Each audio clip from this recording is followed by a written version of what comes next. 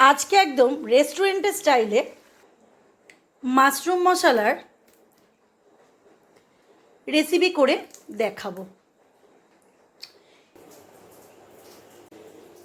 পেঁয়াজগুলো কাটিং করা হয়ে গেছে, লাগছে দুটি টমেটো। এই টমেটোগুলো কাটিং করা হয়ে গেছে। লাগছে কটি কাঁচা লঙ্কা।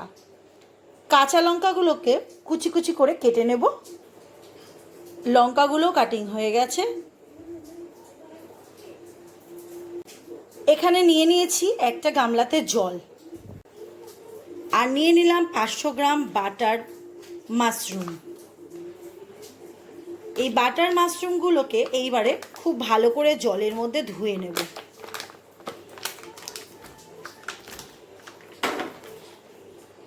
আমার এটা একটু দুদিন আগে কিনে ফ্রিজে রাখা ছিল বলে একটু কালো কালো হয়ে গেছে। তোমরা কিন্তু টাটকা টাটকা করে নিও, তাহলে কিন্তু এই কালো কালোটা থাকবে না। একটু কালচে হয়ে গেছে বলে তাই জন্য কিন্তু আমি ওপর থেকে এরকম ছালগুলোকে একটু নখ দিয়ে ছিঁড়ে ছিঁড়ে দিয়েছি। এটা কিন্তু না হলে নখ দিয়ে না ছিঁড়লেও হয়, কোনো অসুবিধে হয় না। এটাকে খুব ভালো করে কিন্তু ধুয়ে নেব, আর খুব বেশিক্ষণ কিন্তু জলে ভিজিয়ে রাখবো না, তাহলে কিন্তু জলটা সম্পূর্ণ টেনে নেবে। ভালো করে পরিষ্কার করে নিলাম। এবার নিয়ে একটা অন্য জায়গায় রেখে দেব। আমি একটা পেপার নিচে রেখে তার উপরে এই মাশরুমগুলোকে রেখেছি জলটাকে সোপ করার জন্য। তোমরা কিন্তু টিস্যু পেপারে ব্যবহার করতে পারো। এইবার একটা এরকম পেপার নিয়ে আমি এখানে ভালো করে চেপে চেপে দেবো, যাতে জলটা পুরোপুরি সোপ হয়ে যায়, জলটা পুরোপুরি সোপ করে যায়।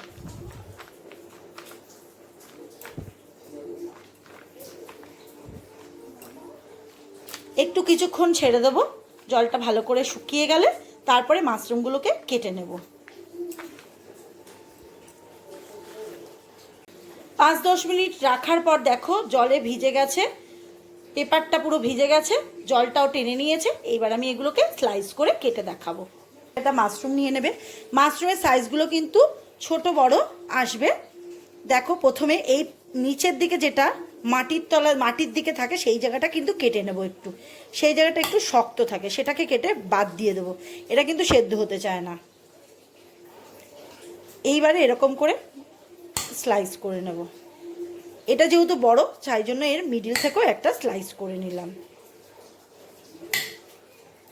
এইরকমভাবে প্রতিটা মাশরুম কিন্তু এইরকম শেপে কেটে নেব। সমস্ত মাশরুম কাটা হয়ে গেছে। মাশরুমগুলো এখানে সমস্ত কাটিং করা হয়ে গেছে। এবার এর মধ্যে দিয়ে দেব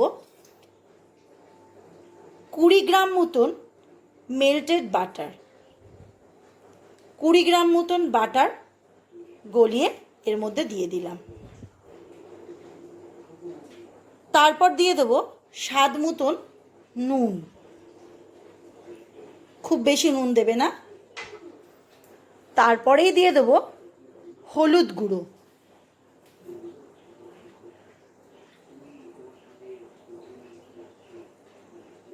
ভালো করে মাখিয়ে নেব।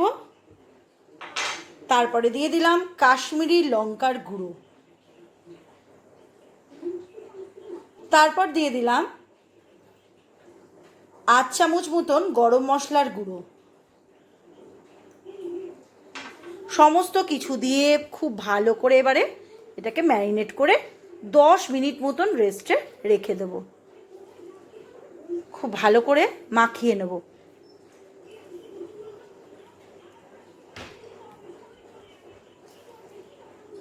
মাশরুমটা ম্যারিনেট করা কমপ্লিট হয়ে গেছে। একটা কড়া বসিয়ে দিয়েছি, কড়াটা খুব ভালো করে গরম করে নেব। এবার দিয়ে দেবো এর মধ্যে রিফাইন তেল।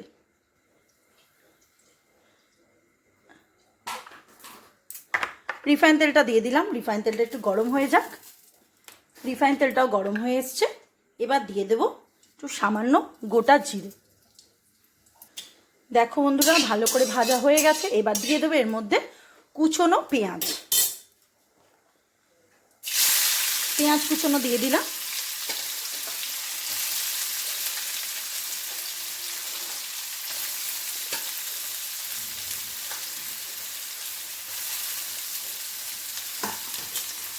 পেঁয়াজ কুচোটা দিয়েও খুব ভালো করে নাড়বো, আর তার সাথে দিয়ে দেবো একটু নুন নরম হয়ে যাওয়ার জন্য।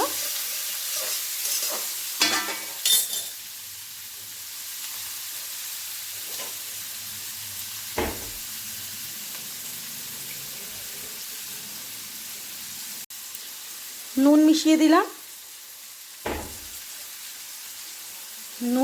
দিলাম,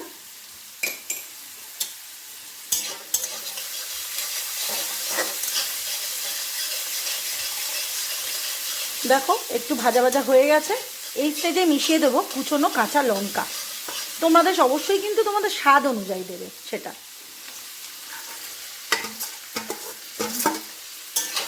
একদম রেস্টুরেন্টের মতন স্বাদ পেতে হলে কিন্তু এইটা বানিয়ে দেখো। মশলা মাশরুমের স্বাদটা একদম রেস্টুরেন্টের মতন এইভাবেই কিন্তু করতে হয়। খুব ভালো করে কাঁচা লঙ্কার সাথে পেঁয়াজটা খুব ভালো করে ভাজা ভাজা হলে একটা সুন্দর স্মেল আসে। ভাজা ভাজা হয়ে গেছে। এই স্টেজে মিশিয়ে দেবো আদা রসুনের বাটা। আমি এখানে 1 চামচ মতন আদা রসুনের বাটা মেশালাম।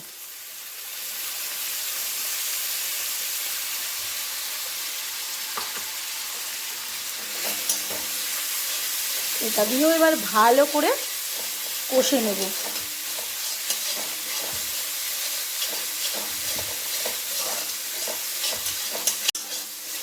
যতক্ষণ না কাঁচা গন্ধ যাচ্ছে ততক্ষণ কিন্তু ভালো করে কষে নিতে হবে।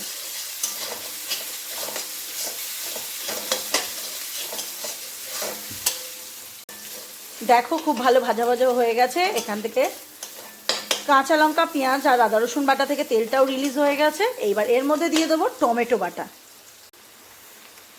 এই টমেটো পেস্টটাও এর মধ্যে অ্যাড করে দিলাম।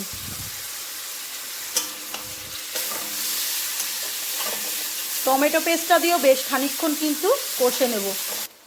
1/2 চামচ মতন ধনের গুঁড়ো দিয়ে দিলাম, 1/2 চামচ মতন হলুদ গুঁড়ো, 1 চামচ মতন কাশ্মীরি লঙ্কার গুঁড়ো। যেহেতু এটা ঝাল হয় না, কালারের জন্য, তো আমি এখানে 1 চামচ মতন দিয়ে দিলাম।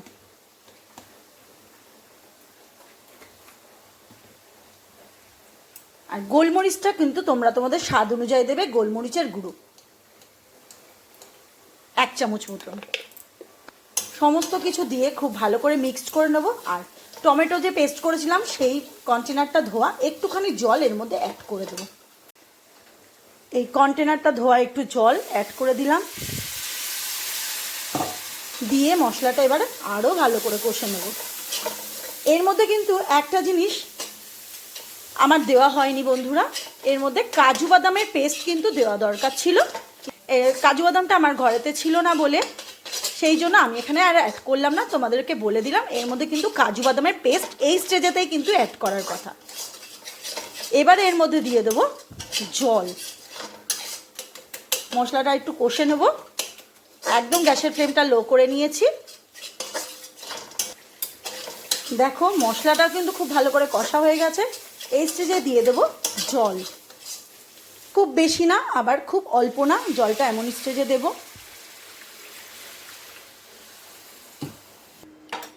আর দিয়ে দেবো একটু নুন। এবার এই স্টেজে দিয়ে দেবো মাশরুম।